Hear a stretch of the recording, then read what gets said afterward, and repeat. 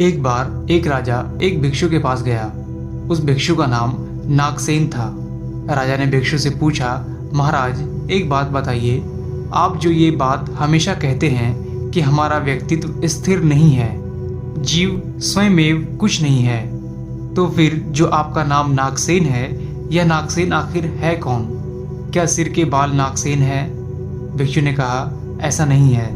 राजा ने फिर पूछा, क्या ये दांत, मस्तिष्क, मांस आदि नागसेन है? भिक्षु ने कहा, नहीं। राजा ने फिर पूछा, फिर आप बताएं, क्या आकार, संस्कार, समस्त वेदनाएं नागसेन है? भिक्षु ने कहा, नहीं। राजा ने फिर प्रश्न किया, क्या ये सब वस्तुएं मिलकर नागसेन है, या इनके बाहर कोई ऐसी वस्तु है जो नागसेन है? भिक्षु ने कहा, नहीं। अब राजा बोले, तो फिर इसका मतलब ये हुआ कि नागसेन कुछ नहीं है। जिसे हम अपने सामने देखते हैं और नागसेन कहते हैं, तो वह नागसेन है कौन?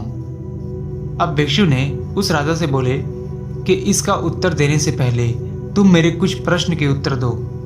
राजा ने बोला, जरूर महाराज। अब भिक्षु ने राजा से प्रश्न पूछना शुरू किया। राजन, क्या आप पैदल आए हैं?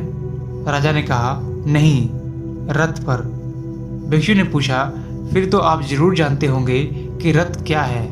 क्या यह पताका रथ है? राजा ने कहा, नहीं। भिक्षु बोले, क्या ये पहिए या धुरी रथ है? राजा ने कहा, नहीं। भिक्षु ने पूछा, क्या ये रस्सियां या चाबुक रथ है? राजा ने कहा, नहीं। भिक्षु ने पूछा, क्या इन सब के बाहर कोई अन्य चीज है जिसे हम रथ कहते हैं? राजा ने कहा, नहीं। भिक्षु ने कहा, फिर इसका मतलब रथ कुछ नहीं है।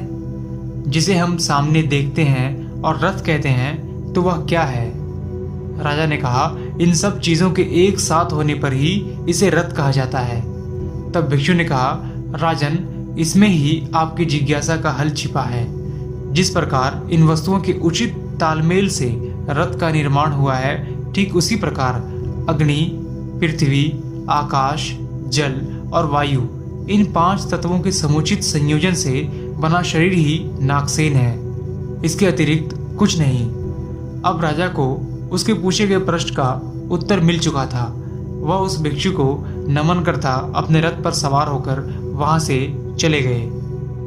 दोस्तों, किसी वस्तु को सही आकार इसके अंश भाग के उचित संयोजन से ही मिलता है। इसके बाद ही कोई तत्व अपनी संपूर्णता तक पहुंचता है। याद रखें कि व्यक्तित्व का संबंध उन गहराइयों से है जो हमारी चेतना को विकसित करती है, अर्थात जो हर समय हमारे व्यवहार, आचरण और हमारी चेष्टाओं में अभिव्यक्त होती रहती है। यह साफ है, व्यक्तित्व का अर्थ केवल व्यक्ति के बाहरी गुण जैसे रंग रूप, चाल ढाल, बोलचाल आदि से नहीं है, बल्कि उसके आंतरिक गुणों से भी है, जैसे चरित्र, बल, इच्छा, शक्ति, आत्मविश्वास, मन की एकाग्रता आदि। इस प्रकार व्यक्तित्व का अर्थ व्यक्ति का बाह्य गुणों एवं आंतरिक गुणों के योग से है।